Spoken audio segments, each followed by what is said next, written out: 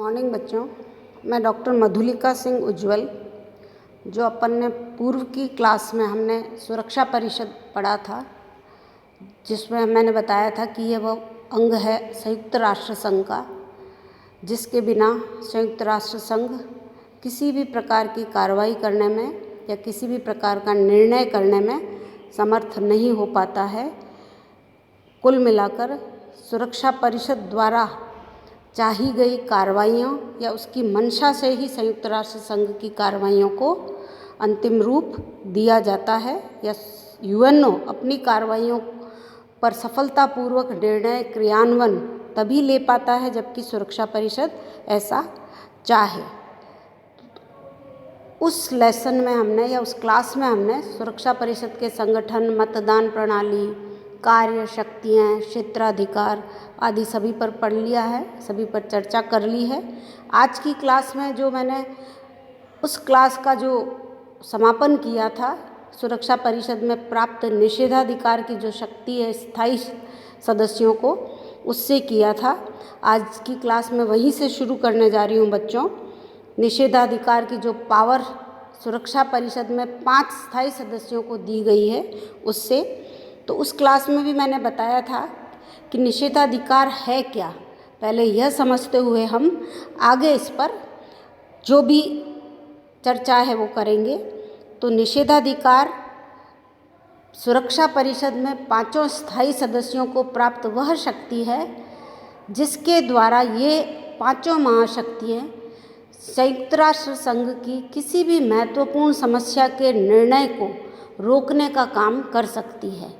यानी कोई भी समस्या पर जब निर्णय लिया जाता है और यह महत्वपूर्ण समस्या पर या महत्वपूर्ण प्रश्न पर निर्णय लिया जाता है, तो ये महाशक्तियाँ यदि 5 सहमति नहीं देती हो तो उस पर निर्णय सुरक्षा परिषद में नहीं हो सकता, अर्थात यूएनओ में निर्णय नहीं हो सकता। और 4 सहमत हैं और 1 भी असहमत है तब भी निर्णय नहीं हो सकता। और यही इस वीटो पावर के आप देख सकते हो प्रभाव है कि 4 की सहमति है परंतु 1 की नहीं है।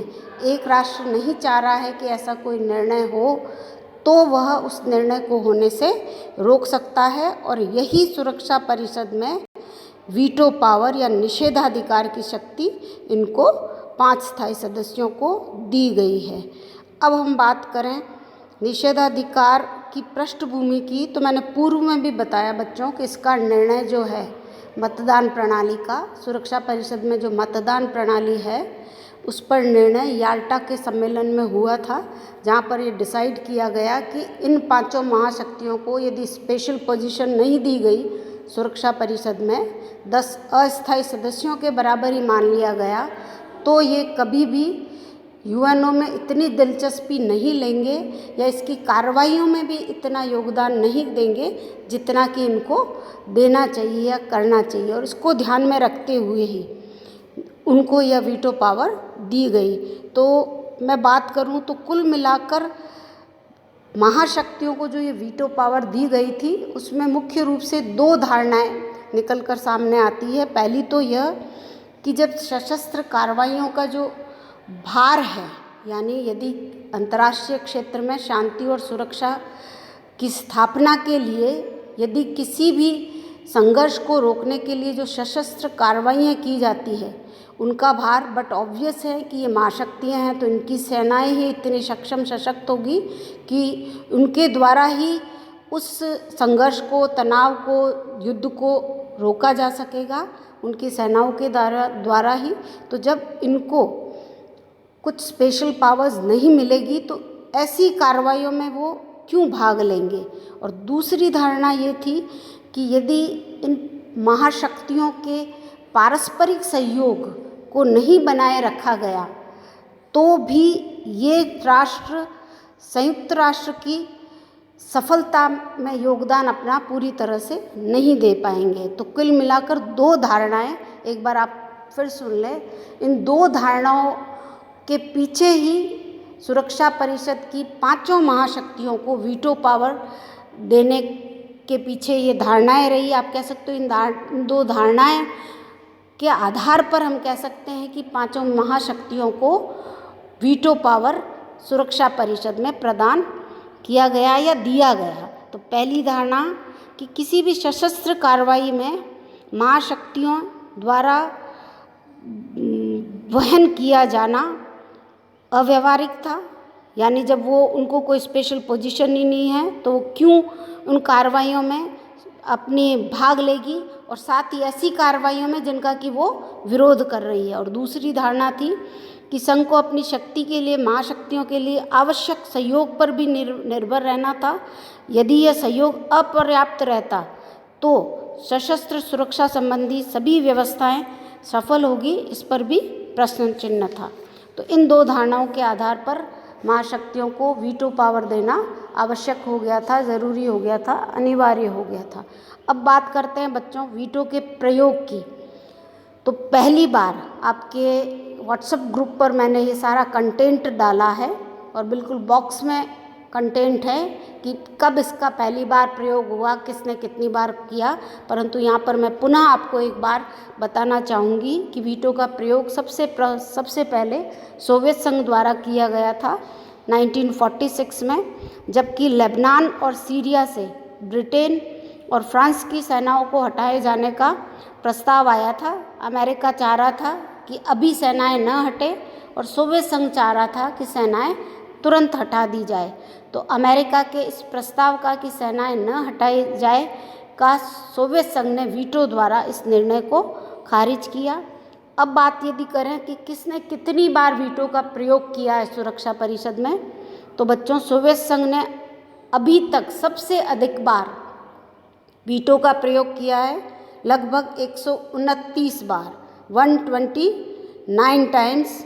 संयुक्त राज्य अमेरिका ने 83 बार, ब्रिटेन ने 32 बार, 32 टाइम्स, फ्रांस ने 18 टाइम्स और चाइना ने 9 टाइम्स। तो सर्वाधिक प्रयोग यदि वीटो का किसी ने किया है तो वह है सोवियत संघ ने।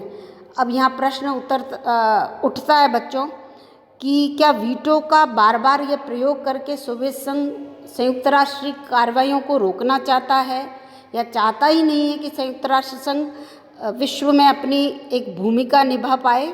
तो इसका जवाब हम सिर्फ इतना ये कहकर दे सकते हैं कि सोवियत संघ को शुरू में ही यह लगा कि जो पश्चिमी राष्ट्र है वह संयुक्त राष्ट्र को अपने हित साधन का एक जरिया या माध्यम बनाना चाहते हैं।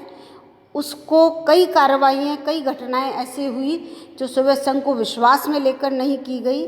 तो ऐसे में सोवियत संघ को यह लगने लगा कि यह संगठन इन महाशक्तियों के राजनीतिक, आर्थिक और सैनिक प्रभाव को बढ़ाने के लिए बनकर नहीं रह जाए, इसलिए उसने बार बार वीटो का प्रयोग करके सोवियत संघ को एक प्रकार से आप कह सकते हो शक्ति संतुलन का काम किया था। ये मेरा नज़रिया हो सकता है बच्चों, किसी और का कुछ और हो सकता है, परंतु इतनी बार यदि किसी ने वीटो का प्रयोग किया है तो सिर्फ और सिर्फ कार्रवाइयों को या निर्णयों को रोकने के लिए ही किया हो ऐसा नहीं है, या सोवियत संघ जैसे देश की संयुक्त राष्ट्र को पंगु बनाने की कोई मंशा रही हो, ऐसा भी हम नहीं कह सकते हैं। अब बात करते हैं कि इस वीटो पावर के कारण के परिणाम क्या निकले। तो बट ऑब्वियस है बच्चों कि इसके कारण संयुक्त राष्ट्र संघ के कई महत्वपूर्ण समस्याओं से संबंधित जो निर्णय होने चाहिए थे वो नहीं हुए। सोवियत संघ के अमेरिका के विरोध के कारण कई राष्ट्रों को जो सदस्यता मिलनी थी वो या तो डिले हुई या नहीं मिली, और अमेरिका का सोवियत संघ का विरोध करने के कारण कई राष्ट्रों को सदस्यता मिलने में भी देरी हुई। तो इस प्रकार इसका परिणाम कुल मिलाकर यह हुआ कि अंतर्राष्ट्रीय क्षेत्र में जिस शांति और सुरक्षा की स्थापना के लिए संयुक्त राष्ट्र संघ की स्थापना की गई थी वो कुल मिलाकर सुरक्षा परिषद के इन पांचों स्थायी सदस्यों के इस वीटो पावर पर आकर अटक गई। अब बात करते हैं कि न केवल इनको यह वीटो पावर मिला है जिसके द्वारा वह अंतर्राष्ट्रीय शांति और सुरक्षा को प्रभावित कर सकते हैं, उसके निर्णयों को प्रभावित कर सकते हैं, वरन यहाँ पर एक